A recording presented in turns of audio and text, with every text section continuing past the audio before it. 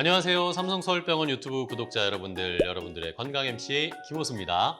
여러분들 혹시 이 모야모야 병이라는 병 들어보신 적 있으신가요? 이 낯선 이름의 병은 실제로 이름만큼 생소하고 희귀한 질환인데요. 하지만 이 병은 어린아이부터 어른까지 누구에게나 생길 수 있고요. 뇌졸중처럼 갑작스러운 증상으로 일상생활을 크게 흔들 수 있는 무서운 병입니다. 오늘은 이 모야모야 병이 정확히 어떤 질환이고 왜 생기는지 또 어떻게 발견할 수 있는지를 차근차근 짚어보도록 하겠습니다.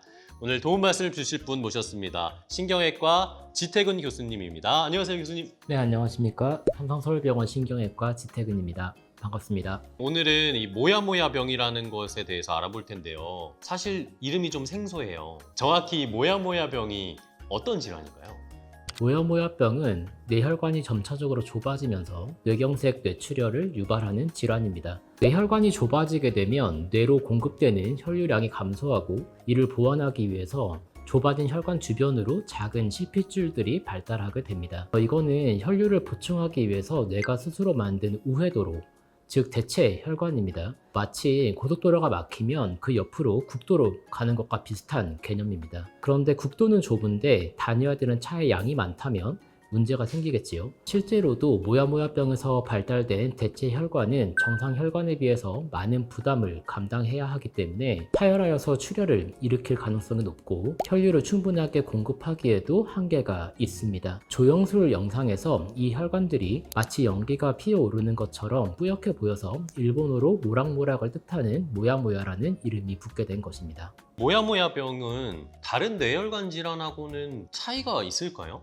뭐가 다른가요? 첫 번째로, 젊은 층에서 많이 발병한다는 것입니다. 다른 뇌졸중을 유발하는 동맥 경화와 같은 질환들은 보통 고령층에서 많이 나타나지만 모야모야병은 소아나 젊은 성인에서 발병하는 경우가 많습니다. 이 병은 두 번의 호발 시기를 보이는데 한 번은 5세 전후의 소아 시기이고 다른 한 번은 30대에서 40대 사이의 성인 시기입니다. 두 번째로 뇌출혈과 뇌경색을 모두 일으킬 수 있다는 점입니다. 대부분의 뇌혈관 질환은 출혈 아니면 경색 한쪽으로 증상이 나타나게 되는데 모야모야병은 양쪽 모두 발생시킬 수 있습니다. 필요한 치료가 제때 시행되지 못하면 반복적으로 뇌경색이나 뇌출혈이 생길 수 있기 때문에 정확한 진단과 치료가 매우 중요한 질환입니다. 그러면 이 모야모야병은 도대체 왜 생기는 거예요? 사실 아직까지 정확한 원인은 모릅니다. 다만 특정 인종, 즉 동북아시아에서 가장 흔하게 발생하고요. 가족력이 비교적 강한 질환에 속하기 때문에 유전적 요인이 어느 정도 관여하는 것으로 여겨집니다. 새로이 진단된 모야모야병 환자들 중에서 가족력이 있는 경우는 10에서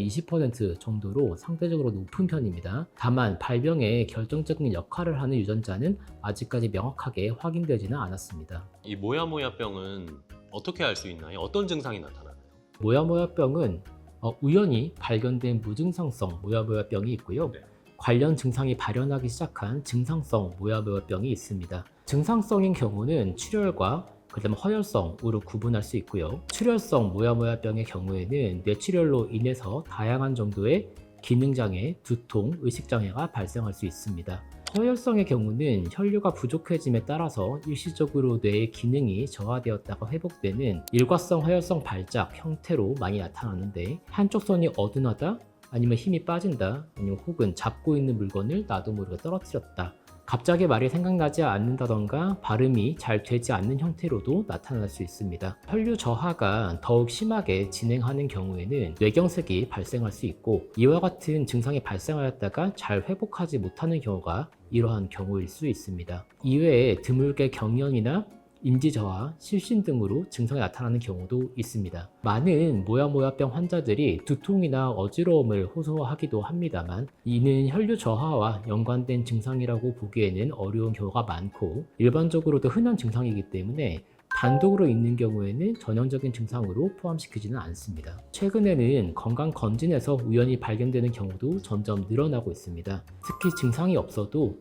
영상 검사에서 전형적인 모야모야 혈관 상태에 이상을 보이면 조기에 진단할 수 있는 경우들이 있습니다. 일과성 허혈 발작에 대해서 조금 더 자세하게 좀 설명 부탁드립니다. 뇌혈류는 네. 정상적으로도 여러 가지 요인에 의해서 증가 혹은 감소할 수 있습니다. 뇌혈관의 기능이 정상적인 경우에는 뇌 기능에 영향을 주지 않는 선에서 자동적으로 혈류가 조정됩니다. 하지만 혈관이 좁아져 있어서 혈류가 만성적으로 부족한 상태에 있는 경우에는 추가적인 혈류 저하 요인이 생기게 되면 해당 부위는 뇌 기능을 할 수 없는 상태가 되면서 증상이 나타납니다. 다만 일과성이라는 말에는 증상이 바로 회복한다라는 의미가 포함되어 있는데요. 이는 뇌의 기능이 저하되었지만 손상은 입지 않은 상태이기 때문에 혈류가 다시 이전 수준으로 복원된다면 즉시 기능을 회복할 수 있는 수준이라는 뜻입니다. 추가적인 혈류 저하가 있거나 혈류의 회복이 늦게 되면 해당 부위는 되돌릴 수 없는 손상을 입게 될 수도 있는데 이런 상태를 뇌경색이라고 이야기를 합니다. 뇌경색의 경우에도 여러 가지 이유로 증상이 회복될 수는 있습니다. 하지만 일과성 허혈성 발작에 비해서는 회복 시간이 더 오래 걸리고 완전하게 회복하지 못할 가능성이 높습니다. 모야모야병에서는 추가적인 혈류 저하 요인은 크게 두 가지입니다. 하나는 뇌혈관이 수축하는 것, 그리고 다른 하나는 혈압이나 혈액량이 저하되면서 뇌혈류가 감소하는 것입니다. 혈관 수축을 유발하는 요인에는 호흡이 빠르고 과하게 이루어질 때가 가장 대표적입니다. 관악기를 불거나 강도 높은 운동을 하거나 노래를 부르거나 하는 경우가 이에 포함될 수 있습니다. 호흡이 과하게 되면 몸 안에 이산화탄소 분압이 낮아지게 되어서 이는 뇌혈관 수축을 조장합니다. 또 급수 없이 운동을 오래 하거나 고열 환경에 오래 노출되는 경우, 또 무리한 다이어트를 하는 경우에도 탈수가 발생해서 전반적인 혈액량이 줄어들게 되고 따라서 뇌로 가는 혈류 또한 감소할 수 있습니다. 누워있다가 갑자기 일어나는 경우 혈압이 순간적으로 저하되면서 증상이 나타날 수 있습니다. 일상생활의 범위에서 벗어나지 않는 행동들인데요. 증상이 발생한다면 이는 혈류의 저하의 정도가 뚜렷한 상태로 판단할 수 있는 근거가 됩니다. 모야모야병을 어떻게 진단하시나요? 전형적이라고 한다면 MRI나 CTA처럼 간단한 영상 검사만으로도 진단할 수 있습니다. 다만 다른 질환과 감별이 필요하거나 더 정확한 병의 상태와 치료 방침을 결정하기 위해서는 혈관 조영술이나 고해상도 MRI,